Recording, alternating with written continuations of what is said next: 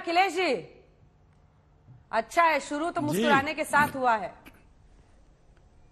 जी। क्या हुआ सर? केसीआर उधर अलग मामला बिठाने की कोशिश कर रहे हैं, और क्या उन्होंने राहुल जी और कांग्रेस पार्टी के खिलाफ नीतीश बाबू के मौजूदगी में पटना में कहा था, ये सबको पता है। और जब उन्होंने कांग्रेस छांट कर ये पूरा कुनबा बनाने की कोशिश की तो उसमें अखिलेश यादव भी पहुंच गए हैं, उसमें केजरीवाल जी और भगवंत मान जी भी पहुंच गए हैं। आपको क्या दिख रहा है? खम्मम में क्या हुआ? हमें यही दिख रहा है कि आपकी चिंता विपक्ष पे है, क्योंकि देश को चिंता है। विपक्ष जो सोच रहा है वो देश की सोच रहा है। आज जो भी दल है जिसकी आप जिक्र कर रहे हैं वो कम से कम बीजेपी के साथ तो नहीं है, ये तो स्पष्ट है। और आज मोदी जी सत्ता में हैं, वो अपना रिपोर्ट कार्ड लेके जनता के बीच में जाएंगे, लेकिन उन पे बहस नहीं हो सकती, क्योंकि उनका रिपोर्ट कार्ड जीरो है, जीरो। वो अपने ही बोझ तले दब चुके हैं। उनकी अपनी तानाशाही नीतियां और देश विरोधी नीतियों के चलते, जन विरोधी नीतियों के चलते, उनके जो परंपरागत मित्र हैं, चाहे महाराष्ट्र हो, चाहे बिहार हो, चाहे पंजाब हो, चाहे राजस्थान हो, मोदी जी का साथ छोड़ चुके हैं। आज उनके साथ कोई नहीं है।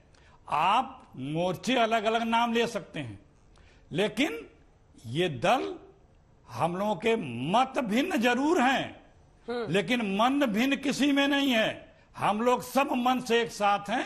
विचारधाराएं सबकी यही है कि इस देश से बीजेपी जो इस देश को बर्बाद कर रही है, 2024 में इसको बाहर किया जाए। और ये सिर्फ हम नहीं, बीजेपी के अलायंस पार्टनर भी महसूस कर चुके हैं। बीजेपी के तमाम साथी जो बीजेपी में हैं वो छोड़ छोड़ जा रहे हैं। सिर्फ कर्नाटक में रेड्डी बंधु जा रहे हैं।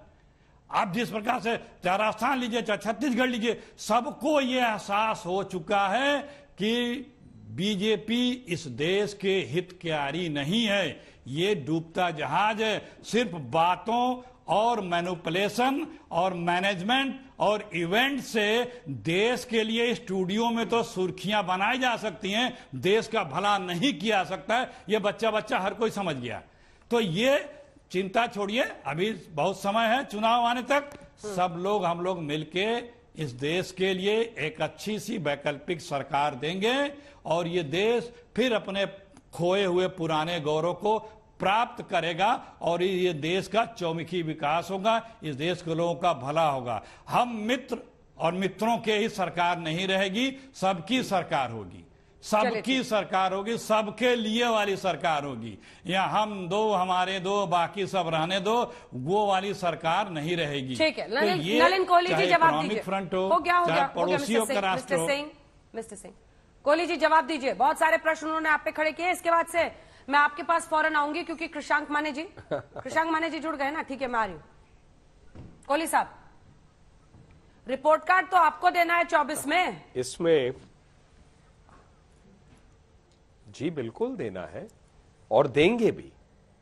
अखिलेश जी बहुत वरिष्ठ नेता है कांग्रेस के और उन्होंने बहुत गंभीर बातें कही और उनका मैं पहले शुरुआत में धन्यवाद प्रकट करना चाहूंगा, क्योंकि ये बातें, इस पे होनी चाहिए चर्चा और आपके दर्शकों को सुनना चाहिए।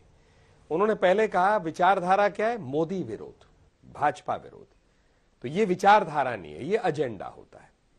और विचारधारा होता तो ये स्पष्ट होता नेता कौन, एजेंडा क्या, हम करना क्या चाहते, सकारात्मक हमारी सोच जनता के लिए क्या है, हम क्या करना चाहते देश को और सुधारने के लिए। ऐसा होता है विचारधारा। ये क्या है? मोदी विरोध। अगर मोदी विरोध एक ग्लू है या गोंद है जिससे आप जोड़ सकते हैं सबको, तो ये विचारधारा नहीं, ये सत्ता का एजेंडा है, सत्ता पाने का एजेंडा है।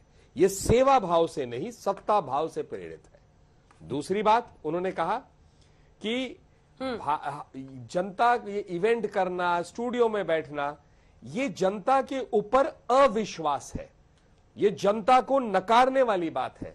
क्योंकि चुनाव में जनता के प्रतिनिधि वोट का बटन दबाते हैं, भाजपा पे उंगली जाती है, कोई उंगली पकड़ के बेवकूफ बना के जनता को से उंगली नहीं दबवाते। हिमाचल में जीते तो हिमाचल में कांग्रेस पार्टी जीती तो मतलब जनता ने उनको वोट दिया, बेवकूफ तो नहीं बने। मतलब ये वोट प्रोसेस है, तो ये जनता का मजाक क्यों उड़ा रहे हैं? तो जिनका जनता पे ही विश्वास नहीं है और मानते हैं कि जनता को बेवकूफ बनाया जा सकता है, जिनका एजेंडा ही सत्ता है, सेवा नहीं है, वो जनता के सामने जरूर जाए। हम तो अपना एजेंडा लेकर जाएंगे। ठीक है। और हम मानते हैं सकारात्मक रूप से देश की जनता ने 2 बार स्पष्ट बहुमत की सरकार मोदी जी के नेतृत्व में इसलिए दिया है क्योंकि हमारा एजेंडा भी सकारात्मक है और काम भी हमने उसी दृष्टि से किया।